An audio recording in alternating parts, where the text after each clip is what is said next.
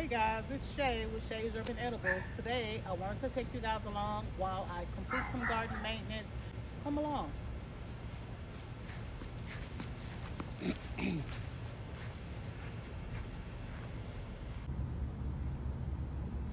Alright, so I was able to harvest my first pear from one of my pear trees. This is the only pear that formed this year. I can't wait for it to ripen up so I can give it a try.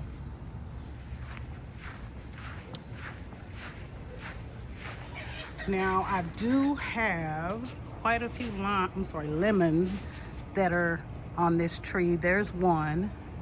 Then I have one. There's more blooms too. Looks like it's got some leaf miners. I need to try to get some neem oil on there for that. And we got quite a few right here.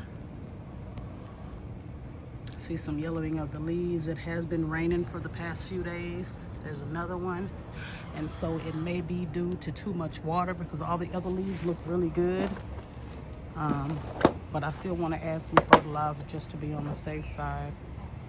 But you see what I mean by leaf miners? See how those leaves look? And those are fresh new leaves too, so I'll be either needing to cut those off and then also treat for leaf miners. Got another bloom right there, so I may be getting some more lemons, because this is an improved Meyer lemon tree. I've had it for a little over a year now, and so yeah, it's doing good. I have just completely stopped picking the okra. I'm allowing it to go to seed, so I will have some okra seeds if anybody wants any. This is the red burgundy okra. I have the orange jing, some Clemson's finest, some motherland okra. I probably won't be picking any more off of this. It's, like I said, they're all gonna go to seed. Then I also have, this one was doing good, my roselle. This was the second tree. I planted two this year. The first one was ruined by rain. Looks like this one has been ruined by rain as well. It's wilting pretty bad, and it was just starting to get calyx, I think they say. That's how they say it. I don't know if it can make a comeback or not. And I'm thinking because it got so much water on it, if I fertilize it, that might make it worse. So I'm just gonna let it dry out. It's not supposed to be raining for the next few days. And so hopefully that will help. I sure hope so, because I don't really have a big harvest. I didn't really get a big harvest of roselle this year just yet. But I know for sure that my roselle plants will definitely be going into 15-gallon buckets on next year. I'm not gonna take a chance on losing them and planting them in the ground. Keep in mind, this was my first year planting roselle, and I've definitely learned from this first year experience not to plant them in the ground, because they do not do well once they get too much water.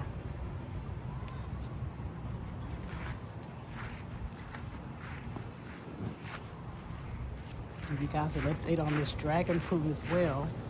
The dragon fruit is doing really well. It's got all kinds of branches growing off of it, and so I am thinking that if I'm able to get me a greenhouse and put this on the inside of the greenhouse for the winter, or if it doesn't get too cold this winter, I will be having me some dragon fruit on next year. So yeah, that's an update on the dragon fruit. Like I said, I got those couple of artichokes. I have some in the house that I just recently planted, but these are from a year or so ago, and they're doing okay. They could be bigger, I'm thinking, but like I said, this bed was kind of blocked because I had this big coleus in it, and it was kind of shading it out.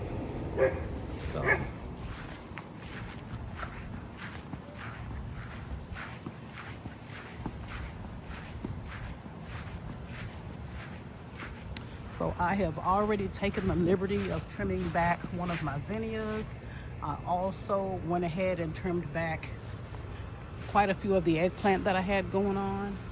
So that was one right there. I trimmed it back on yesterday. It had 3 that were already pollinated, and so I'm gonna allow them to grow. But once they finish, I trimmed it back as far as I could. Once they finish, I'm gonna pull that eggplant up. I had 2 in this bed. I pulled both of them up. They're gone. I now have carrots and beets in these beds where those eggplant were.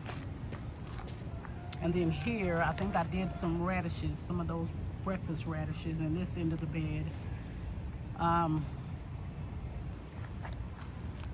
Then I have another eggplant over here that's got a couple on it still. I am going to allow it to ripen. There's 2 down there that are almost ready.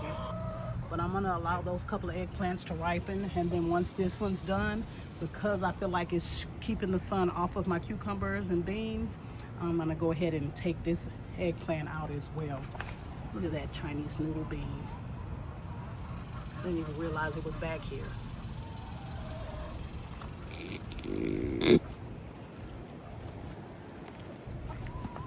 Now the only 2 eggplant that I'll have left are this eggplant right here, which I believe is a Black Beauty.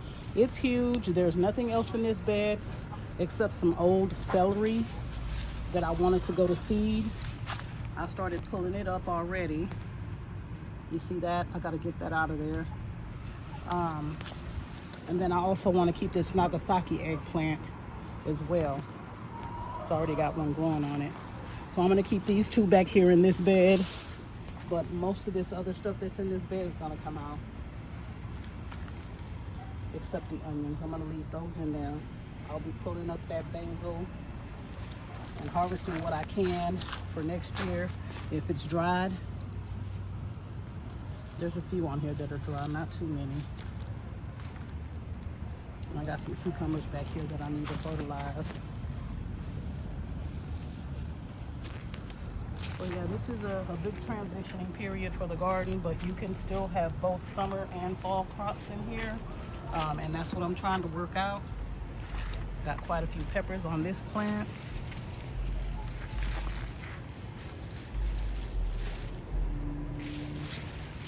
Can't really see them, but see that? They're in there. I need to fertilize this plant. These got this Guajillo pepper has quite a few that are ready to be harvested as well. So does the banana pepper. So I'll be having some more pickled peppers soon. This one's got some too. They're orange. So they're past being picked. But yeah, that's what's going on in the garden right now. We're in the middle of transition. Like I said, it's getting close to fall, and I still got some summer crops that are holding on. I've been dropping bean seeds. Those are, they're supposed to be dried beans. They're good mother stallard beans. And I think I have 3 on each side. This one looks like it's struggling, so hopefully it won't die. So there's 3 on this side and 3 on that side. My plan is to either put some Swiss chard in the front of these beds, like right here in this area, is to put some Swiss chard, some mustard greens in there.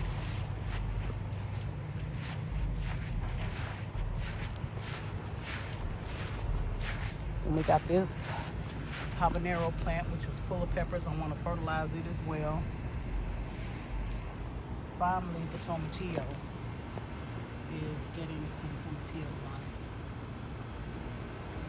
So hopefully I'll have some tomatillos soon. I see where these leaves are also having some issues. And so this will be getting some more fertilizer.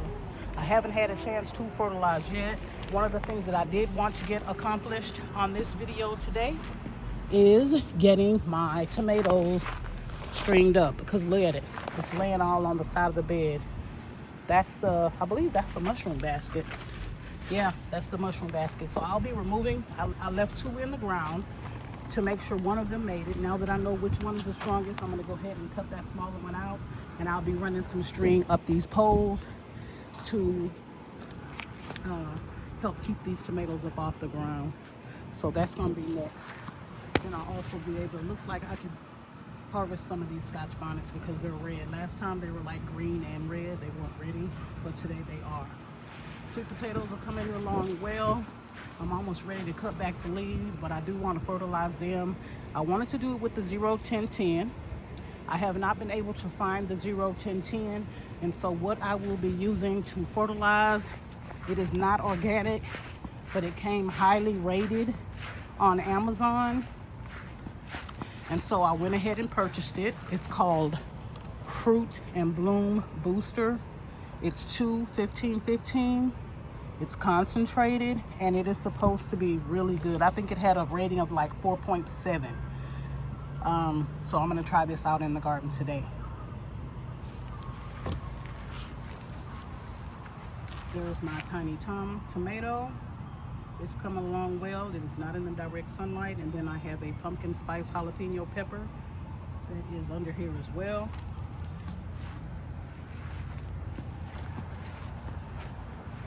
Let me get you guys set up so I can start doing the stringing of my tomatoes.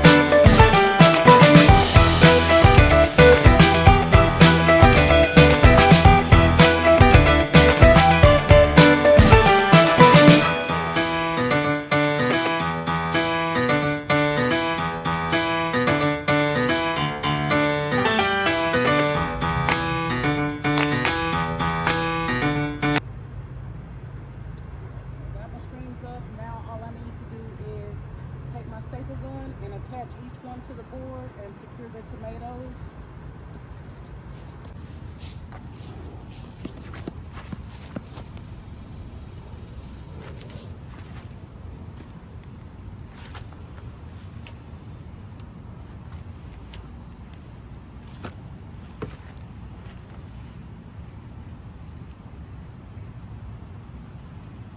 All right, just so you guys can kind of see.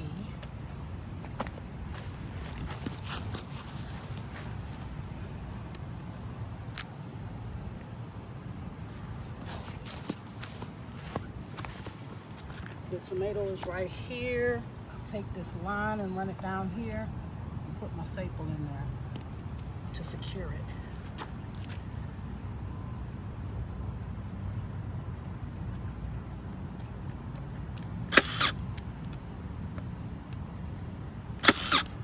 Add a couple to be on the safe side.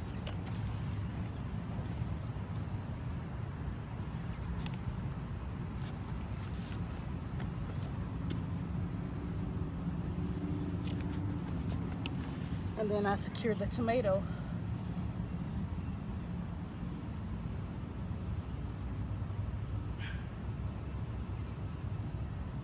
Like that.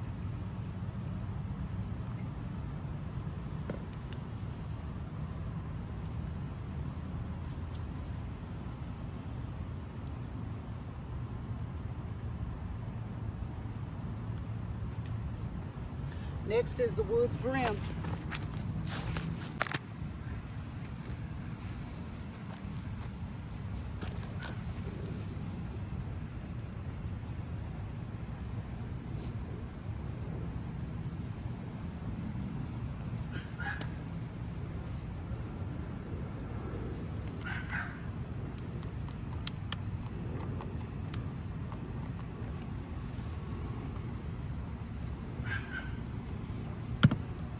Unplug it.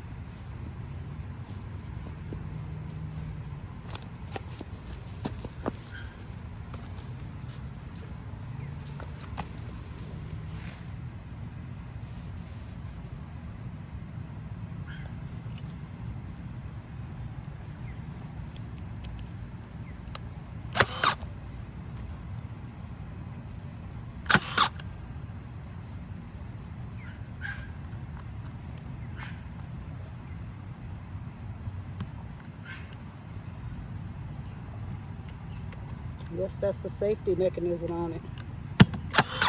If it's not secured to something, then it won't staple.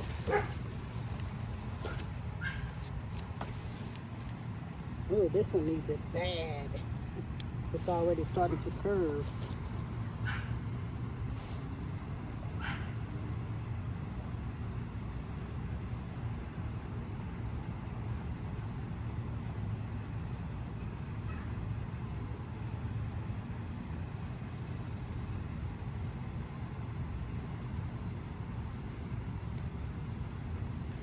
All right, wood brim is up.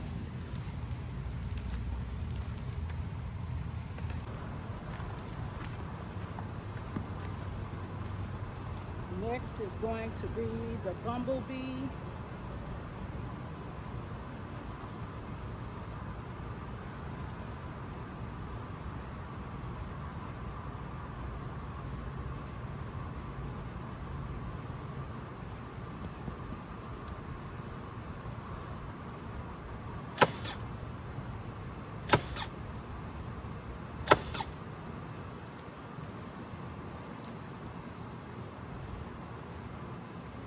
Which seems to be growing very well.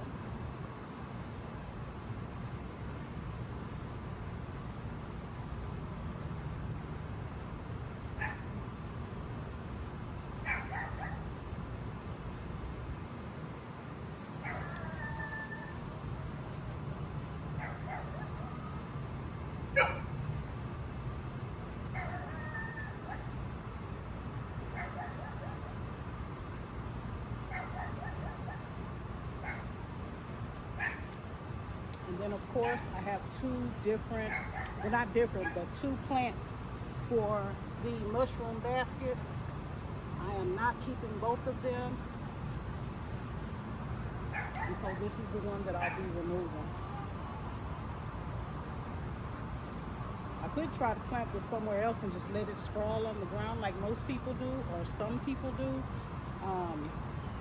I don't know, it's just, I guess it's the OCD in me. I can't let it sprawl on the ground. I have an issue with those sweet potato leaves all over the place. I'm tempted to prune those. And so yeah, I guess I won't be planting that tomato.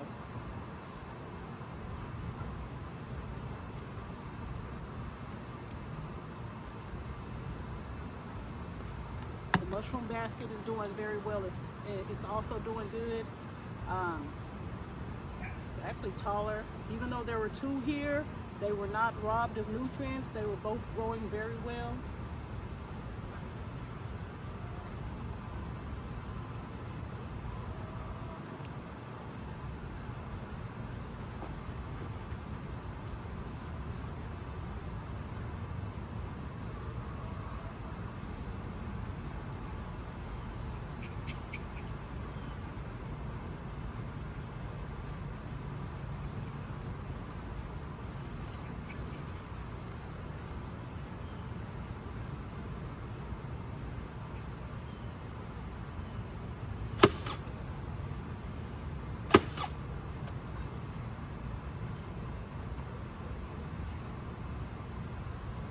it doesn't seem like they were competing for nutrients.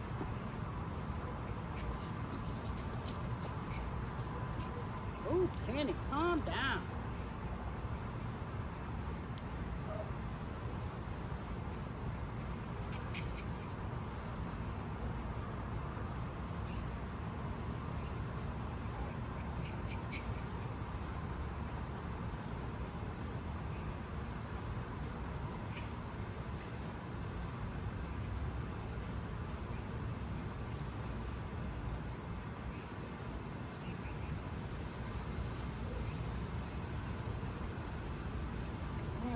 Go to that side over there.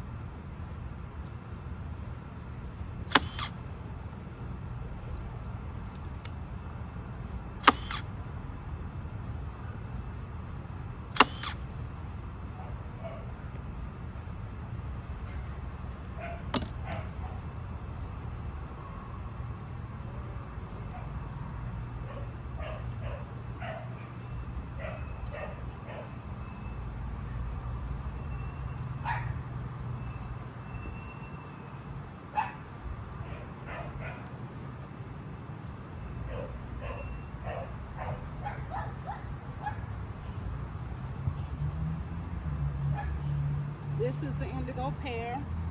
This is my first time growing it. I am not sure of the growth habits, but it looks a little skimpy, and so I'm thinking it may need a little bit of fertilizer.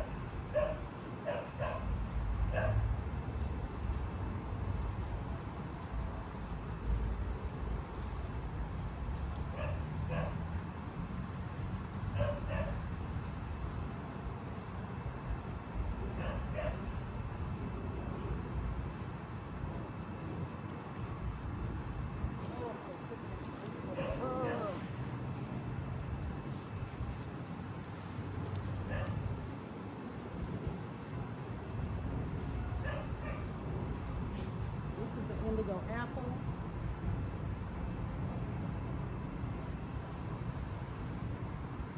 It looks a lot healthier than this one in the front, the indigo pear.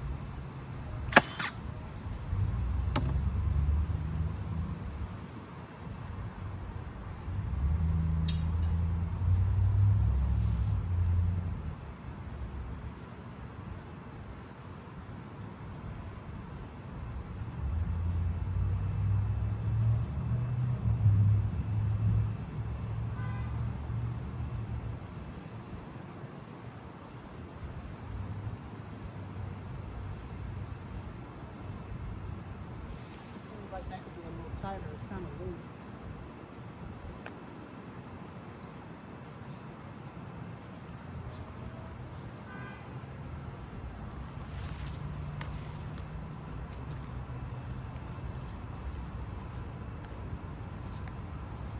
Alright, this is the boxcar Willie.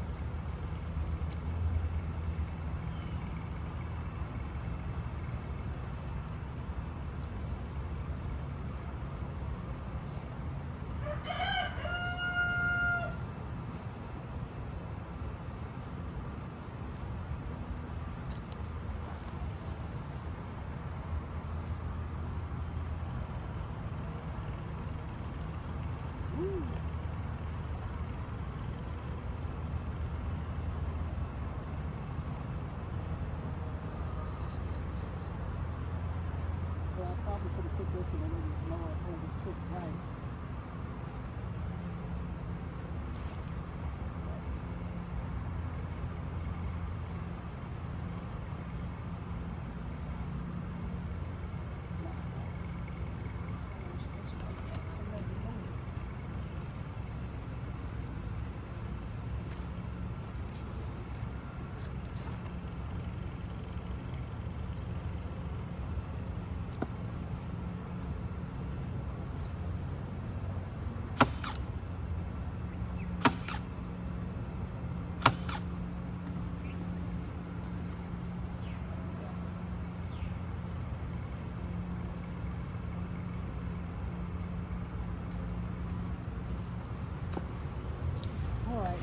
That task is done. All right, now that that task is done, I did want to take you guys inside and give you an update on the fall seedlings that I started so you can see how well they're doing.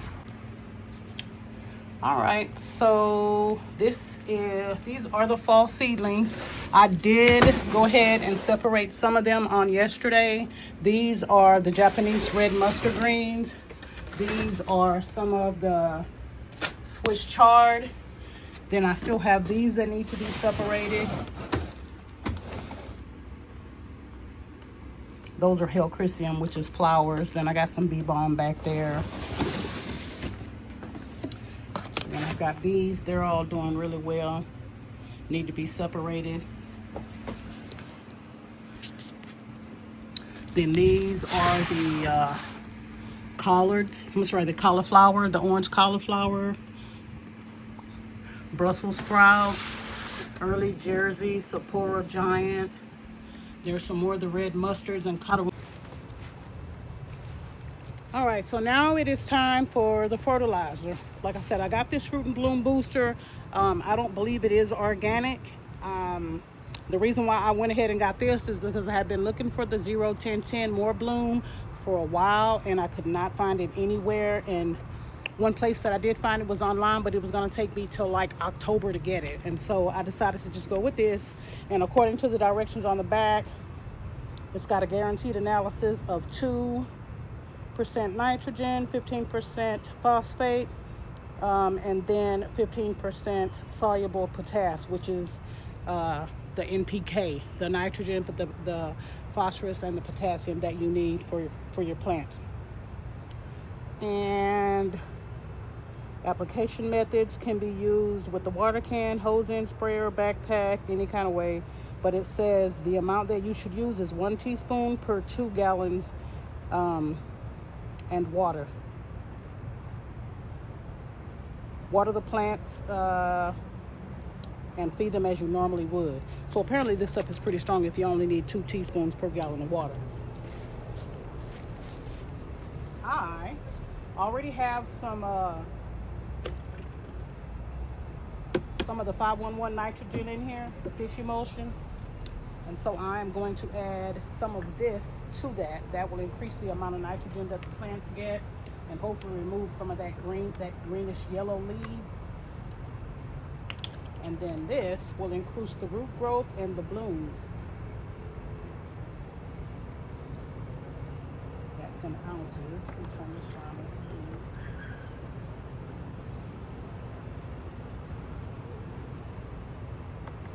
One, I did not shake it up. Make sure I shake it up.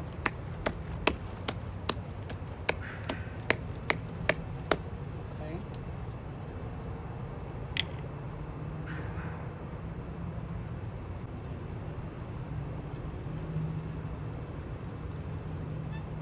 So that's tablespoons. So I'm going to do 4 tablespoons, and that should be able to, I think there's 3 teaspoons in a tablespoon, or 2.5. So that should be 2, 4, 6, 8 gallons. And that should be plenty for the entire garden.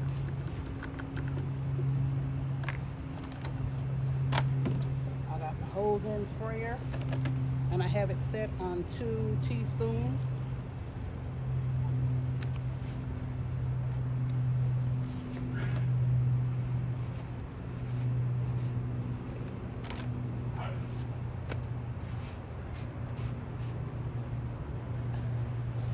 And put it on wet.